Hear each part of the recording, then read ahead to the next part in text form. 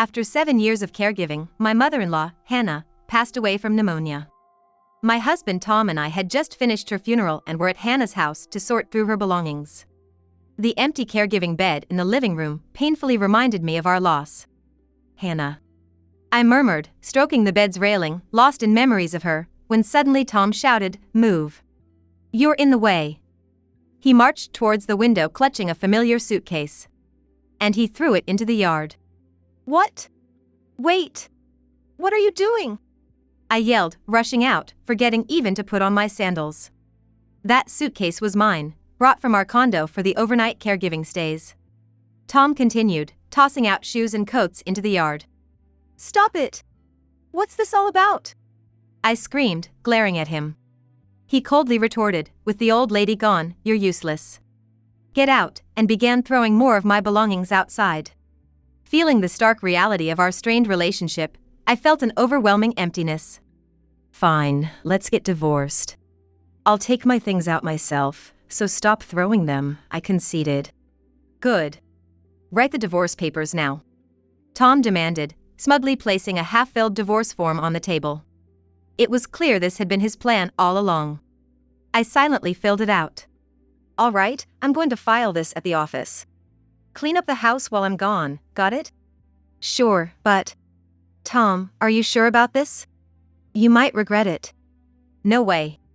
He scoffed and left without looking back. And just like that, our marriage ended unceremoniously. I'm Kelly. I'm 46 years old and single. I live in a quaint, old house in a small town and work at a nearby local market. My income is modest, so I live simply, but it's a peaceful, carefree life. However, just months ago, I was worn out from caring for Hannah and managing household tasks. Especially since Hannah was bedridden, my days revolved entirely around her care. Sometimes I wonder if my current life is just a dream, given the hardship I experienced back then. The meeting between my husband, Tom, and me dates back to our 20s. We were colleagues at work. We were both fresh hires in the same department. He had a girlfriend from his college days, while I was passionate about my job, eager to work more. So back then, Tom and I were just good colleagues, without any romantic feelings. That changed when we both turned 29. After a year-end party, Tom said he wanted to talk to me. Why does he want to chat now, after sitting next to me several times at the party? I wondered, walking with him to a park near the station. Tom seemed nervous and hesitant to start the conversation. To break the ice, I joked, "What's up? You're not gonna come crying about extra work again, are you?" "I'll help, but favors during the holidays come at a price." At that time, Tom often asked me for help with work. Normally, he would be asked during work, but at this time, it was a very busy period due to the year-end and New Year holidays. Requests during busy times can be difficult to bring up. I assumed on my own that Tom wanted to ask for help with work but was hesitating to do so.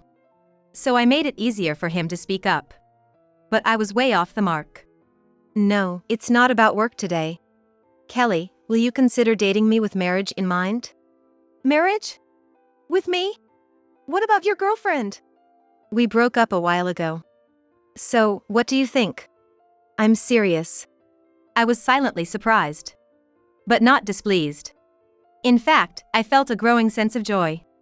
Tom had always seemed sincere and kind in his work. And although I knew he had a girlfriend when we first met and had given up on any romantic thoughts, I had actually harbored feelings for him for a long time. Without hesitation, I said, "I'd be happy to."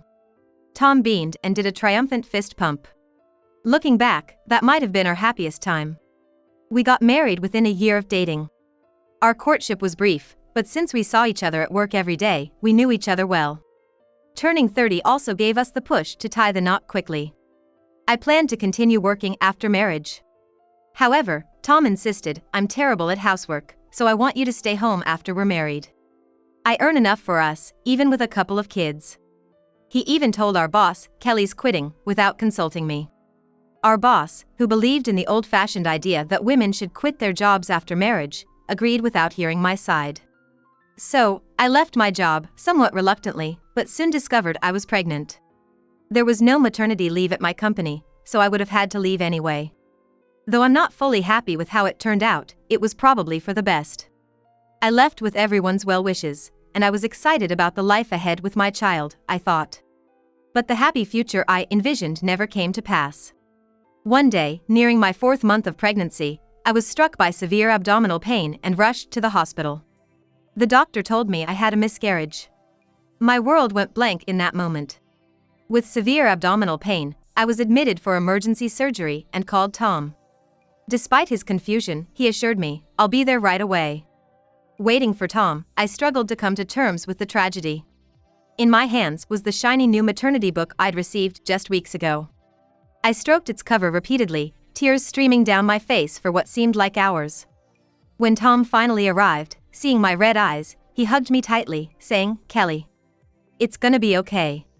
I'm here for you." In that moment, I felt truly relieved to have him as my husband and slowly began to accept what had happened. 6 months after being discharged, I started trying to conceive again. To avoid repeating the past tragedy, I focused on getting the right nutrients and exercised daily by walking. I even read books about pregnancy and took notes from online stories. Despite all my efforts, the day to receive another maternity book never came. 2 years later, I decided to start infertility treatments. "Tom, I'm thinking of getting treatment at the gynecologist's." "Infertility treatment?" "Yeah. I haven't conceived since the miscarriage, so I want to get checked out. What do you think?" "Well, if that's what you want, I won't stop you. Use the savings for the hospital bills," he agreed. "Thanks. I'll make an appointment right away." Though he agreed, Tom's attitude and tone felt distant, as if his mind was elsewhere. It's been 2 years without conceiving. I guess it's understandable, I thought. Tom's interest in having a child seemed to be fading. On top of that, lately, he had been suggesting things like wanting to buy a dog or a cat, and even using a portion of our savings to go on an overseas trip. Each time, I'd respond, "Maybe we'll conceive next month, so let's hold off for now." In hindsight, I realize my approach might not have been the best. I rejected his suggestions for a change of pace, focusing solely on trying to conceive. We even went as far as expensive fertility treatments, engulfing our lives in the process. My desperation contrasted starkly with Tom's waning interest in having a child. Then one day, an incident occurred. "This is strange. It's almost time for the appointment," I muttered, checking my watch repeatedly outside the gynecologist's office. We were supposed to have a consultation together, as advised by the doctor. But Tom never showed up. Frustrated, I sent him a text and got a brief reply, "Sorry, got caught up with work." What? I can't believe this. I thought, dismayed. Despite having told him months in advance, Tom had easily chosen work over our appointment. That night, Tom didn't come home until late. When the weekend came, I brought up the topic of visiting the doctor together again. But Tom said, "Do we really need a kid? I think we're fine as we are," and refused to go. I was already hurt by his canceling and not coming home until morning, but these words made me more angry than sad. So, I lashed out, "What's that supposed to mean? You know how hard I've been trying, right? We can't have a child by myself. Anyway, I'll let you know when I make another appointment, so make sure you come next time, okay?" At that moment, I was more focused on how hard I had tried and how hurt I was than trying to bridge the growing gap between us. I didn't even try to understand why Tom would say such a thing. This incident turned our relationship completely cold. Tom never accompanied me to the hospital, not even once. Instead, he started coming home late every night and spending weekends separately. Naturally, there was no intimacy between us anymore. Could this be infidelity? With the anxiety of not conceiving and suspicions of cheating, both my mental state and our marriage were on the brink of collapse. It was Hannah, my mother-in-law, who reached out to help. After her husband passed away, Hannah had been living alone in her longtime home. Hannah's house was just 3 train stops from where we lived. Hannah and I often met for lunch and shopping. And over time, we started calling each other by first names, becoming like friends despite the age difference. One day, while having lunch as usual, Hannah said, "Tom can be so thoughtless, I'm really sorry.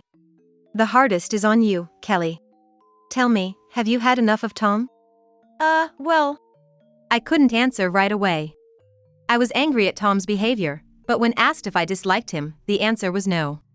However, I knew that if things continued as they were, I would eventually come to dislike him. That was the one thing he was absolutely sure of. I don't hate him yet. I replied softly, then silently sipped my coffee. Nothing more, nothing less. That was my answer. Hannah quietly accepted my feelings, patiently waiting until I finished my coffee. With my own parents out of the picture, Hannah was both a friend and a mother figure to me. Her enveloping kindness always brought me solace. And in that moment, I felt she gave me the courage to take a step forward. So, as I finished my coffee, I said, "But we can't go on like this. I want to try again. Can you help us?" Of course. Let's have a meal together, the three of us. Hannah replied with a gentle and warm smile. A few weeks later, we had a dinner on the anniversary of my father-in-law's passing.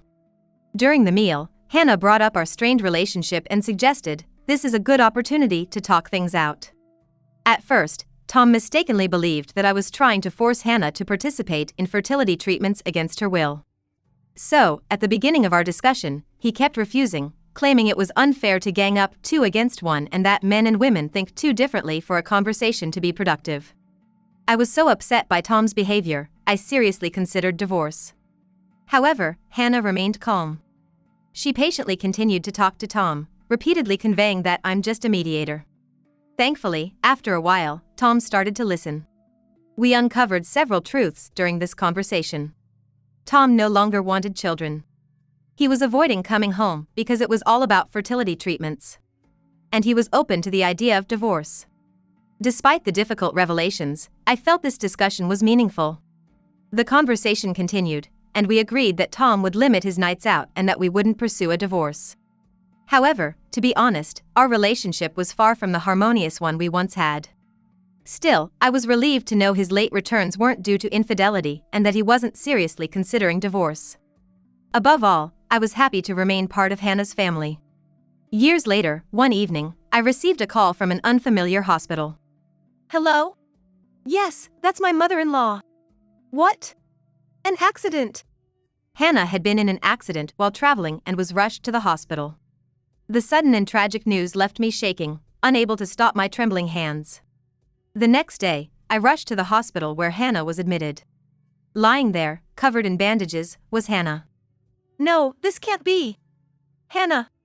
I was prepared for the worst, but the extent of her injuries left me speechless. But the tragedy didn't end there. Hannah had suffered a severe head injury in the accident, resulting in paralysis and a bedridden state. Caregiving. Yes, undoubtedly. She's fully conscious, though, so communicating won't be an issue. I understand. I replied, though I honestly don't remember much of the conversation after that. The word caregiving kept echoing in my head, blocking out everything else. The next day, I stopped Tom before he left for work to discuss what to do next.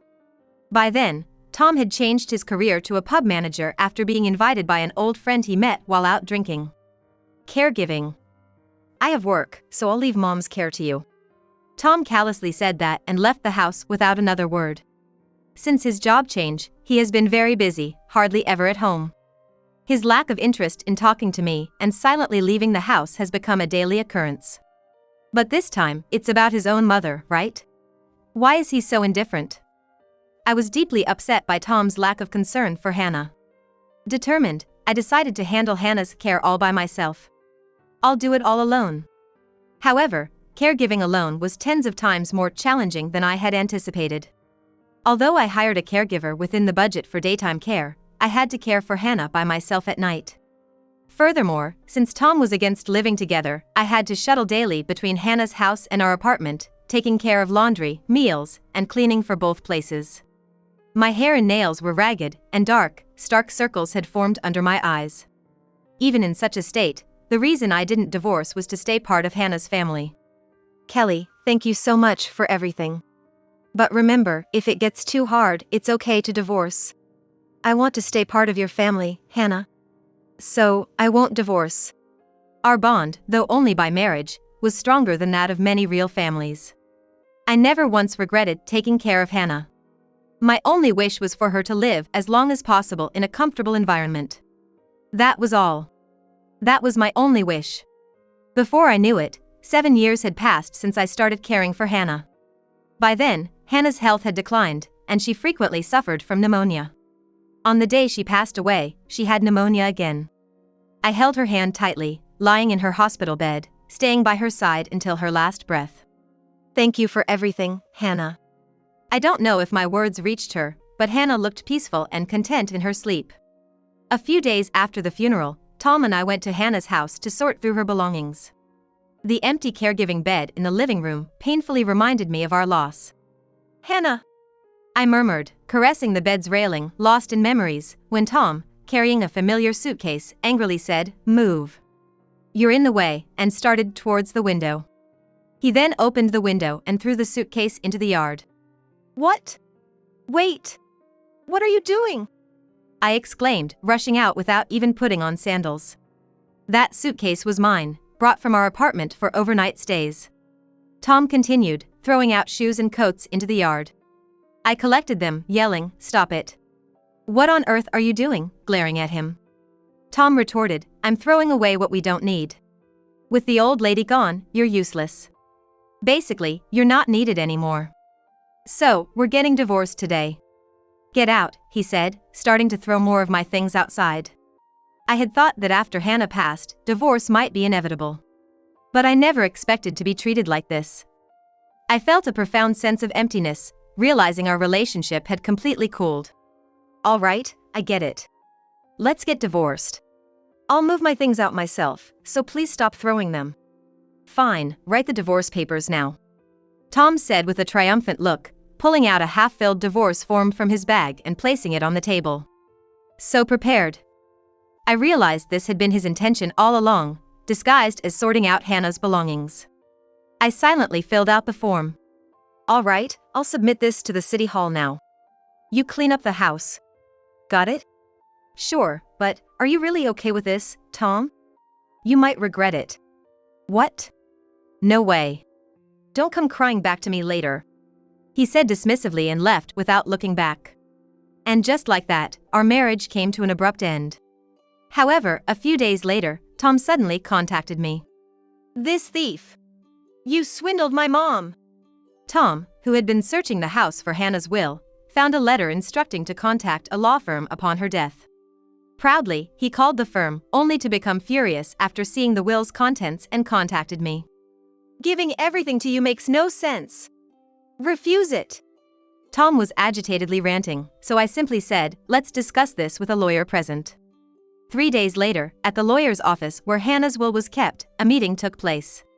Hannah's will expressed her gratitude for my dedicated caregiving and wished to leave her estate to me. It also stated that she felt no need to leave any love or inheritance to Tom, who didn't value family. "I'm her son, and you're just a stranger. Why do I, her son, get nothing? I have a right to the inheritance." Tom was furiously yelling, leaving even the lawyer at a loss. I used to know Tom as a reliable and calm person. I thought. Our relationship had cooled since the failed fertility treatments, but he had seemed more mature. He's changed so much during the 7 years of caregiving. I remembered how Tom was when we first met. But the Tom from those days is nowhere to be found now. Realizing this, I felt a sense of release. I took a deep breath and said, "I'll ignore your infidelity if you just stay quiet. Or would you prefer I involve a lawyer in a different matter?" Tom, stunned and at a loss for words, stammered, "What are you talking about, all of a sudden? I've never cheated." He trailed off, glancing nervously at the lawyer's expression. In that moment, I knew. He was indeed unfaithful. Actually, I had no proof. Just a guess from his behavior. But it seemed I was right. I pressed further, saying, "I have all the evidence, so shall we discuss this through a lawyer? If it comes to that, it's going to cause trouble for your partner as well." Of course, I had no evidence, but Tom didn't know that. The lawyer, sensing the situation, silently observed. As a result, he quickly agreed, saying, "Fine. I'll follow the will. But don't you dare sue me or anything. I just don't want her to find out." It seemed he was truly serious about his affair partner. Additionally, the mortgage on the apartment was fully paid, and there was a decent amount of savings, so he wasn't in need of money. The reason Tom wanted the inheritance was because he said, "I need the money for my future with her. The apartment and savings just aren't enough." His girlfriend seemed to be quite expensive. Even after resolving the wills issue, Tom grumbled till the end. But since he ended up with the condo and savings, and there were no alimony or child support payments, he wasn't at a loss. Still, he seemed to always want more and more. People change so much. The man before me seemed like a complete stranger, and while I felt a sense of sadness, surprisingly, there was no regret or longing. Maybe I've changed just like Tom, I thought, as I quietly concluded the rest of the discussion. Afterward, I moved to my current old house and began hosting overnight dinner parties with old friends. That's when I incidentally heard about Tom again. Hey, your ex-husband, Tom, right? He's in trouble now. Oh? Trouble? What happened? He was sued by the husband of the woman he was seeing. She was married. What? Really? Yeah, and he can't pay the high alimony, so he's disappeared like he's on the run. His pub is still temporarily closed too. My friend continued with more rumors about Tom, like the husband he upset is supposedly connected to the underworld, so it might not just be a getaway, he could have been abducted. And also. However, these were all speculations, the truth unclear. As a stranger now, it didn't concern me, but my friend concluded with, "So, Kelly, be careful of any strangers, okay? Call me if anything happens." I felt fortunate to have someone worrying about me. Indeed, I received a considerable sum from Hannah's estate, half of which was originally my father-in-law's. I used some to buy this old house and a car for transportation, so about half of it remains. I'm saving the remaining half of the inheritance for when I might need it in my old age, in case my health fails. That's why I'm working at the local market to earn my daily living expenses. But I'm completely satisfied with this life. It's the life I've longed for. It's been 17 years since Tom first asked me out. Now, I've found fulfilling work, regained my joy of living, and reclaimed my time. I dream of opening part of this old house as a cafe someday.